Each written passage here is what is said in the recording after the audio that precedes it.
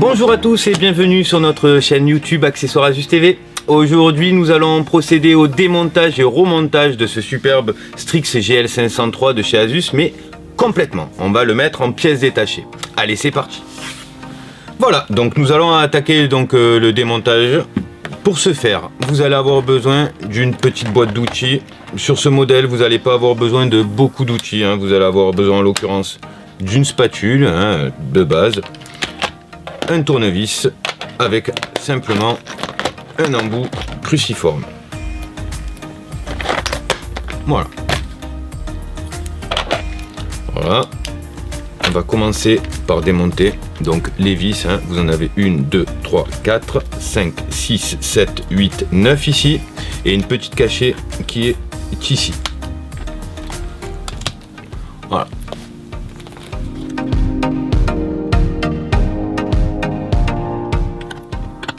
Donc ici, nous accédons au logement barrette de RAM, SSD type M2, ici, et ici le disque dur 2,5 pouces. Alors attention au petit piège, vous avez souvent des vis cachées, donc 1, 2 et ici.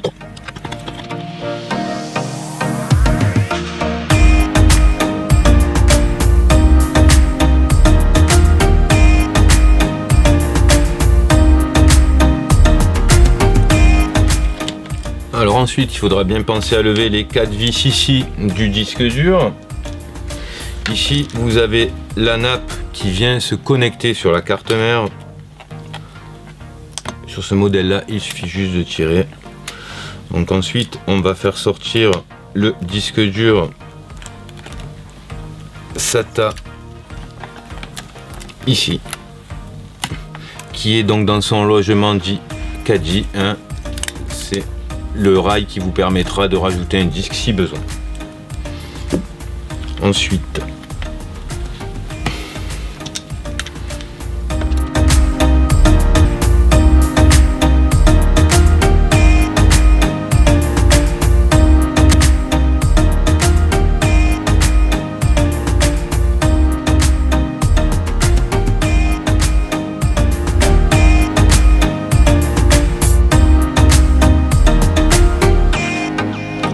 donc nous allons utiliser la spatule ici pour venir déclipser le contour de l'ordinateur.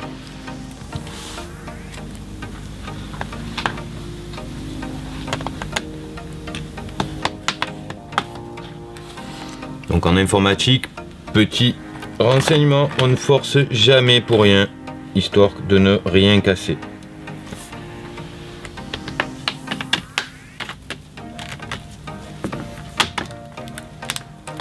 Et voilà, ici, nous venons donc de démonter le bottom case.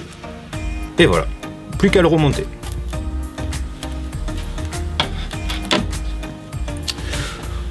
Ensuite, pour le démontage donc ici de la batterie, vous retrouverez donc simplement sur ce modèle-là 2 petites vis. Il faudra bien penser à débrancher le connecteur avec ici la petite spatule.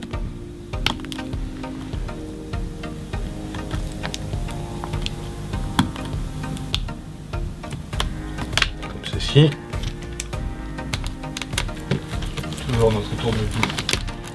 Toujours le petit tournevis cruciforme, toujours le même.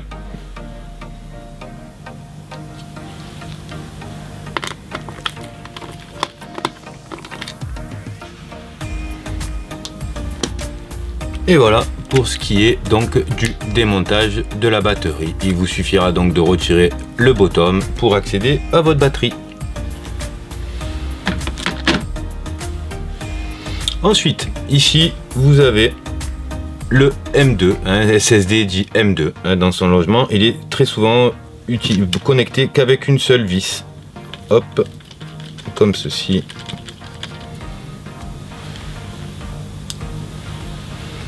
On le relève et on tire délicatement.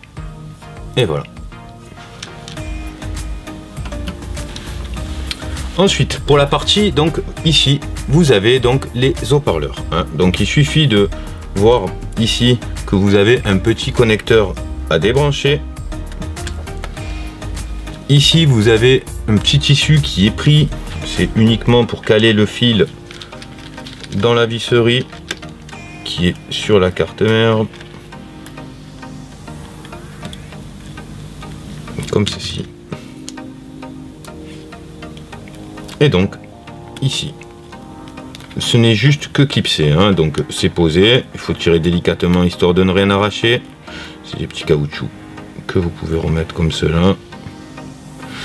À faire très attention ici, vous avez le logement, le passe-fil, hein, qui va vous permettre de pas vous coincer le câble dans les vis et donc d'abîmer. Et ici donc le deuxième haut-parleur. Voilà, tout simplement votre kit haut-parleur. Voilà pour le démontage des haut-parleurs sur le GL503.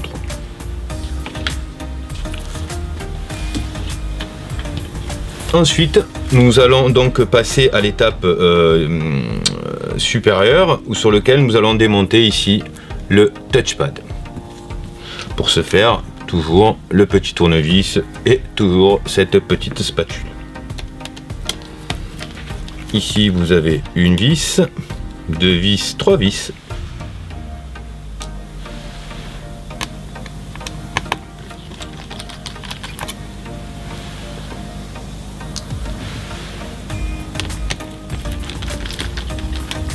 Vous avez une petite réglette qui va vous permettre de tenir le pad et faire surtout très attention donc au système d'enfichage, hein, des nappes sur le pad et sur le clavier. Ce sont des petits ergots que nous relevons avant de pouvoir retirer le câble, comme ceci. Voilà, donc là on n'a plus qu'à relever ici. Hop, ce sont simplement des autocollants, hein, ici, et vous avez retiré votre touchpad. Ensuite, il va nous rester donc ici la carte mère et le système de refroidissement, dit le thermal module. Pour ce faire, avant, je vais quand même vous montrer. Ici, vous avez une carte Wi-Fi Bluetooth, hein, c'est ce qui vous permet d'avoir vos connexions sans fil. Il va falloir la retirer bien sûr auparavant. Pareil, toujours le petit tournevis cruciforme. Et surtout, bien faire attention de bien repérer donc votre fil blanc et votre fil noir de l'antenne Wi-Fi. Et vous retirez de la même manière que le M2, en tirant vers vous. Voilà, donc ensuite ici nous nous apercevons qu'il y a les mêmes connectiques que sur le touchpad. Il faudra simplement relever pareil les petits ergots ici et ici pour que vos nappes sortent sans forcer. Ensuite, nous allons démonter le système d'alimentation, le connecteur d'alim. Sur ce modèle là, c'est un connecteur, ce qu'on appelle câble. Il vous suffira simplement de le débrancher, et sur ce modèle il y passe sous la charnière, donc on l'a débranché par sécurité, mais il faudra donc démonter tout.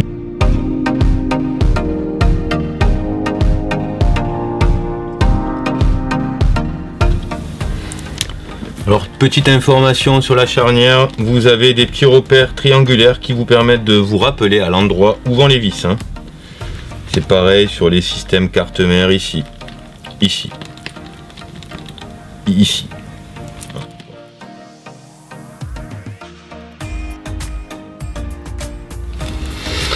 Donc voilà, avant donc de pouvoir accéder au démontage de la carte mère, bien sûr, on va désolidariser l'écran. Donc pour ce faire, nous avons démonté ici sur les charnières et ici, hein, les vis qui vont permettre à l'ordinateur de pouvoir débrancher l'écran. Pour ce faire, il faudra bien penser à lever la nappe LVDS, hein, c'est des pièces détachées du consommable qui peuvent s'abîmer, vous allez avoir besoin de changer. C'est ici, c'est la nappe qui relie donc l'écran à la carte mère. Pour ce faire, une petite languette sur le dessus et vous tirez simplement. On relève donc ici les charnières et là vous vous retrouvez à avoir donc démonté votre écran de votre appareil. Donc nous avons démonté l'écran. Pour ce faire maintenant, pour donc sortir la dalle ici de l'intérieur de ces caches, donc en l'occurrence ici le LCD bezel et ici LCD cover, il va falloir ici sur ce modèle, vous avez deux petits caches sur lesquels il va falloir atteindre les vis.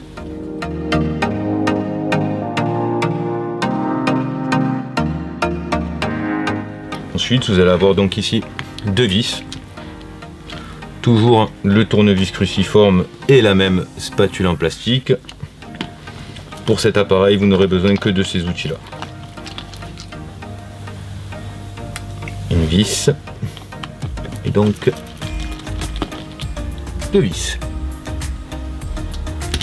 Ensuite, mais la partie un petit peu délicate où souvent les personnes peuvent casser l'écran, il ne faut pas prendre appui ici sur le côté de la dalle, bon, sauf bien sûr si votre écran est cassé, hein, vous risquez plus rien. Et pareil, avec la spatule, nous venons ici séparer le bezel du LCD cover. Une fois que vous avez déjà ici, vous n'hésitez pas, vous tirez doucement. Si vous voyez que ça force, toujours pareil, on force jamais. Voilà, vous voyez, ça vient tout seul.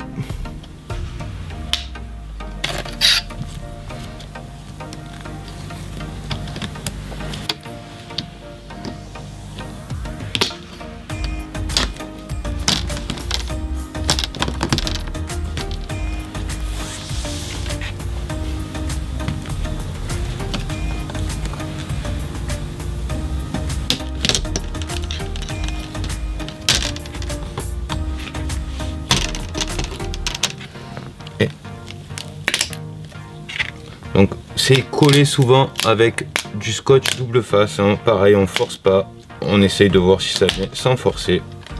Et voilà, vous vous apercevez, nous venons donc de lever le LCD bezel. Ensuite ici au milieu, vous avez la dalle. Donc nous allons démonter la dalle. Hop, vous avez une vis, 2 vis, 3 vis, 4 vis sur ce modèle. Et toujours pareil avec le tournevis.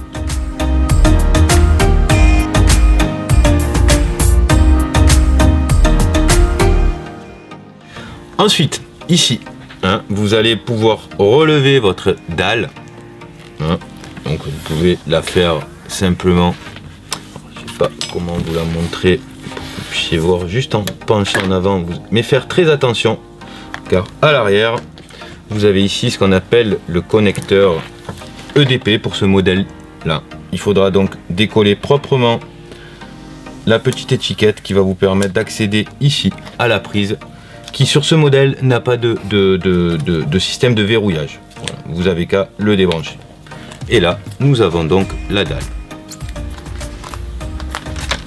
Ici, va vous rester le LCD cover avec les charnières. Hein. Donc pour les charnières, vous avez encore 2 petites vis ici. Vous allez avoir la webcam ici, mais là pour la webcam, il va vous falloir chauffer à l'arrière vers ici, avec un petit pistolet thermique. Ça ne sert à rien de le faire si votre webcam n'est pas abîmée, hein, vous allez la chauffer. Voilà, donc là nous avons procédé donc au LCD cover, au démontage, et ici vous avez aussi le câble LVDS. Très important, ça s'abîme relativement souvent. Ensuite il va nous rester donc à démonter la carte mère et le module thermique dit le thermal module. Ici. Pour démonter le module thermique, vous avez simplement les vis ici.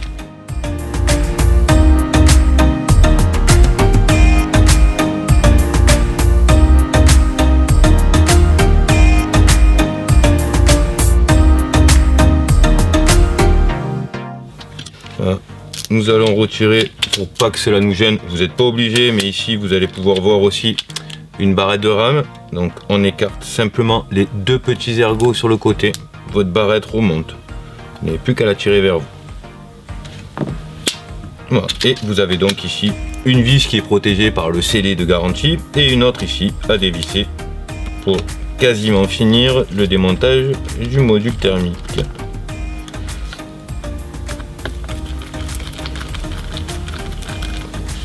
Voilà. On pense bien à débrancher les 2 prises. Il n'y a pas de piège là, c'est juste des prises qui sont fichées. Et logiquement, si nous avons rien oublié ou bien dévissé, ça doit venir tout seul. Voilà pour le thermal module. Ensuite, il va vous rester à démonter ici donc la carte mère qui vous permettra d'accéder et de procéder au changement de votre clavier dit top case, pardon.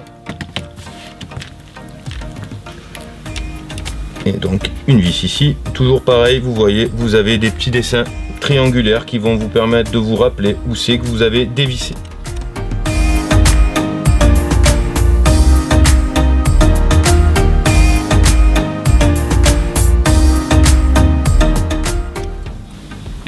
Alors une petite information puisqu'on y est, ici, pour information, c'est la pile BIOS. Hein, ça tombe des fois en panne, simplement usée, et vous n'avez plus l'heure et la date qui restent, donc il faut la remettre à chaque fois. Il vous suffira de changer cette pile.